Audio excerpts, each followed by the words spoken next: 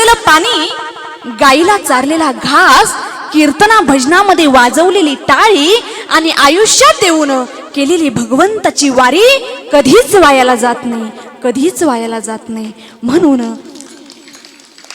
म्हणून आयुष्यात येऊन केवळ त्या भगवान परमात्म्याची वारी केली पाहिजे. ऐका, मी तुम्हाला थोडक्यात सांगते. पैठण क्षेत्रामध्ये गोदावरीच्या कुशीमध्ये भानुदास महाराजांचं कीर्तन चालायचं. ऐका, भानुदास महाराजांचं कीर्तन चालायचं आणि त्याच पैठण क्षेत्रामध्ये कुर्मदास राहत होते. ऐका, कुर्मदास कोपऱ्यापासून हात नव्हते, गुडघ्यापासून पाय नव्हते, पण इच्छा होती दररोज भानुदास महाराजांच्या कीर्तनाला जायचे. भानुदास महाराज हे एकनाथ महाराजांचे पणजोबा होते.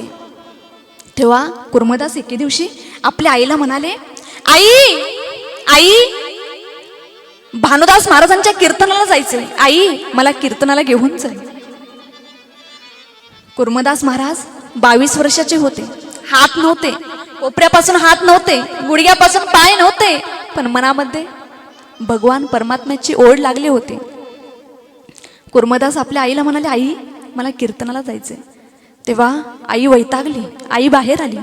अरे ना तुला हात ना तुला पाय, कशाला रे सारखं तुला कीर्तन कीर्तन भजन लागतं? गप्प एका जाग्यावर बस ना. अरे किती त्रास देशील मला तू, बास ना तुझं. कुर्मदासांना राग नाही आला आईचा. कुर्मदासांच्या डोळ्यामधून अश्रू आले. कुर्मदास आपल्या आईला म्हणाले, आई आई तुझं तरी काय चुकतंय ग? आई, ज्या वयामध्ये लेकराने आईला आधार द्यायचा असतो ना, त्याच वयामध्ये आई लेकराला आधार देते. आई तुझं तरी काय चुकतंय ग? आई ऐक, मी इथून पुढं तुला कधीच त्रास देणार नाही. आई फक्त मला आजच्या दिवस तू कीर्तनाला घेऊन चल, भानुदास महाराजांच्या कीर्तनाला घेऊन चल. आई हो, आईच्या ठिकाणी काय आहे? आईच्या ठिकाणी कळवळ आहे. आई कितीही लेकराला बोलली ना, पण आईच्या ठिकाणी काय आहे? कळवळ आहे. अरे या जगाच्या पाठीवर लेकरावरती निस्वार्थ प्रेम करते ना, ती फक्त आमची आई असते. आईला कळवळ येतो, ऐसी कळवळ याची जाती कधी लाभावे ना प्रीती. आईला कळवळ आला, आईला वाईट वाटलं. बाबा हे भगवंता, काय रे पाप केलं होतं? माझ्या लेकराला तू हात पण दिले नाहीत, पाय पण दिले नाहीत. आईला वाईट वाटलं. आईने आपल्या लेकराला पाठीवरती घेतलं. 22 वर्षाचं लेकरू झालेलं होतं. आईला ओझं झेपत नव्हतं. आई कशीबशी दम खात आपल्या लेकराला वाळवंटामध्ये सोडलं. तेव्हा कुर्मदास महाराज त्या गर्दीमधून वाट काढत भानुदास महाराजांपर्यंत पोचले. पोटाने फरकटत लोटांगण घेत भानुदास महाराजांपर्यंत पोचले. भानुदास महाराजांचं दर्शन घेतलं. भानुदास महाराज म्हणाले, अरे कुर्मदासा, किती दिवस आईला त्रास देशील रे? नाही महाराज, महाराज इथून पुढे नाही मी माझ्या आईला त्रास देणार, बास शेवटच एवढंच. भानुदास महाराजांचं कीर्तन चालू झालं. भानुदास महाराज नेहमी कीर्तनात सांगायचे, आयुष्यात येऊन एकदा तरी पंढरीची वारी केली पाहिजे. अरे आयुष्यात येऊन एकदा तरी त्या चंद्रभागेचं स्नान केलं पाहिजे. तेव्हा कुर्मदासांच्या मनामध्ये एकच विचार, आता आपण पंढरीची वारी करायची.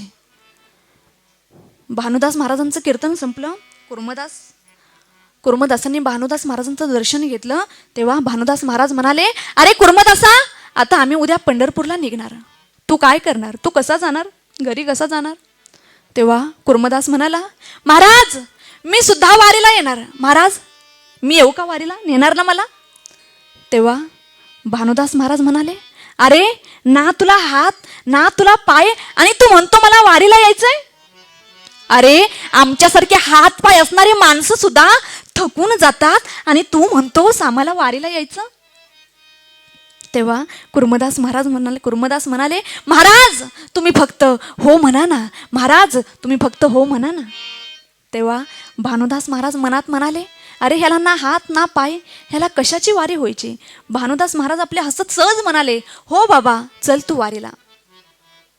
तेव्हा कुर्मदास महाराजांना आनंद झाला. कुर्मदास म्हणाला, आता आपल्याला भानुदास महाराज म्हणाले तू वारीला चल, आपल्याला ह्यांच्याबरोबर चालणं होणार नाही, आपण आजच रात्रीचं निघायचं.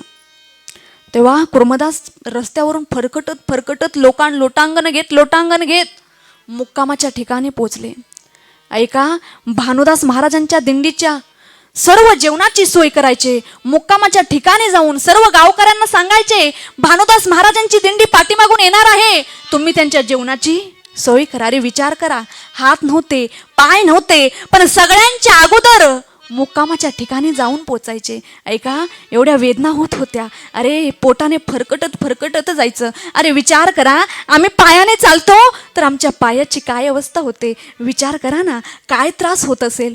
तेव्हा कुर्मदास महाराज फरकटत जायचे, लोटांगण घेत मुक्कामाच्या ठिकाणी जायचे. तेव्हा एके दिवशी भानुदास महाराजांनी विचारलं, कुर्मदासा, अरे कुर्मदासा, तू पुढे येऊन आमच्या सगळ्यांच्या जेवणाची सोय करतो कुर्मदासा, पण तू जेवण करतोस का रे? तेव्हा कुर्मदास म्हणाला, महाराज नाही जेवण करत. महाराज, मी घरी जेवण करायचो, आई मलमूत्र धुवायची, पण इथे कोण करायचे, म्हणून मी अन्न सेवन करत नाही महाराज. भानुदास महाराजांना वाईट वाटलं. तेव्हा प्रत्येक वेळेस कुर्मदास पोटाने फरकटत जायचे आणि सगळ्यांच्या अगोदर मुक्कामाच्या ठिकाणी पोचायचे. तेव्हा लहुळ गावामध्ये कुर्मदास महाराज पोचले, पण खूप त्रास होऊ लागला. ऐका, त्या पोटाने फरकटत पोटाला जखमा झाल्या. अरे अंगामधून रक्त वाहत होतं. रक्त नसते, बारीक खड अंगामध्ये रवलेली होती. एवढी बेकार अवस्था झालेली होती. आणि भानुदास महाराजांनी विचारलं, कुर्मदासा, अरे कुर्मदासा, तुला खूप त्रास होतोय ना? हो महाराज, खूप त्रास होतोय. ऐक कुर्मदासा, आता लहुळमध्ये अजून एक आपला पुढे शेवटचा मुक्काम आहे, मग आपण पंढरपूरमध्ये पोचणार आहोत. जवळ आलेला आहे पंढरपूर. तेव्हा कुर्मदास म्हणाला, महाराज नाही, माझा हा शेवटचाच मुक्काम नाही, मला तिथपर्यंत पोचता येणार. खूप त्रास होतोय, खूप वेदना होत्यात, कारण अंगामधून रक्त वाहत होते, हात नव्हते, पाय नव्हते, पोटाने फरकटून लोटांगण घेऊन शरीराला जखमा झालेल्या होत्या, वेदना होत होत्या. तेव्हा भानुदास महाराजांना म्हणाले, नाही मला व्हायचं, आता मला त्या पांडुरंगापर्यंत नाही पोचायचं, नाही पोचता येणार. ऐका, माझं काहीतरी पुण्य कमी पडतंय. अहो, हा पापी कुर्मदास त्या पंढरपुरापर्यंत नाही पोचू शकत. पण ऐका भानुदास महाराज, ऐका, ज्या वेळेस तुम्ही पंढरपूरमध्ये जाल ना, त्यावेळेस चंद्रभागेमध्ये 2 वेळा स्नान करा. एक तुमच्या वाटेचं करा आणि एक माझ्या वाटेचं करा. ज्या वेळेस तुम्ही पांडुरंगाच्या चरणावरती नतमस्तक होचाल ना, त्यावेळेस तुमच्या वाटणीचं एकदा दर्शन घ्या आणि माझ्या वाटणीचं एकदा दर्शन घ्या. आणि त्या पांडुरंगाला सांगा, तो पापी कुर्मदास नाही येऊ शकला तुमच्यापर्यंत. तेव्हा भानुदास महाराजांना आश्चर्य वाटलं, डोळ्यामधून अश्रू येऊ लागले. काय तळमळ असेल. अरे हात नव्हते, पाय नव्हते, पण त्या भगवान परमात्म्याविषयी मनामध्ये किती तळमळ. एवढा करा उपकार, सांगा देवा नमस्कार. ऐका, भानुदास महाराज पंढरपूरमध्ये पोचले. अरे चंद्रभागेचं स्नान केलं, 2 वेळा चंद्रभागेचं स्नान केलं, एकदा कुर्मदासांवरचं आणि एकदा स्वतःचं. आणि त्या पांडुरंगाचं दर्शन घेतलं आणि सांगितलं पांडुरंगाला, भगवंताला सांगितलं, तुमचा कुर्मदास लहुळमध्ये भगवान परमात्म्याला सांगितलं, तुमचा भक्त कुर्मदास हात नाहीत, पाय नाहीत, पण ऐका, लहुळपर्यंत तुमच्या दर्शनाची ओढ लागलेली आहे, येऊ शकला नाही. ऐका, दर्शन घेतलं तेव्हा भगवान परमात्म्याला राहावलं नाही. भगवंताने सांगितलं, रुक्मिणी आईसाहेबांना सांगितलं, तुम्ही ही वारी सांभाळा, माझा भक्त लहुळमध्ये वाट बघतोय. तेव्हा भगवंत कुर्मदासापर्यंत गेले, लहुळमध्ये गेले, कुर्मदासापर्यंत गेले आणि कुर्मदासाला आपल्या मांडीवरती घेतलं. कुर्मदासाचं डोकं आपल्या मांडीवरती ठेवलं आणि विचारलं, कुर्मदासा, मी तुझ्यावरती प्रसन्न झालेलो आहोत, तुझी भक्ती पाहून मी तुझ्यावरती प्रसन्न झालो आहे. अरे तुला काय मागायचंय ते माग. अरे विचार करा, आपल्याला जर भगवंत भेटला असता तर आपण काय मागितलं असतं. अरे भगवंता, मला हात नाहीत, हात दे.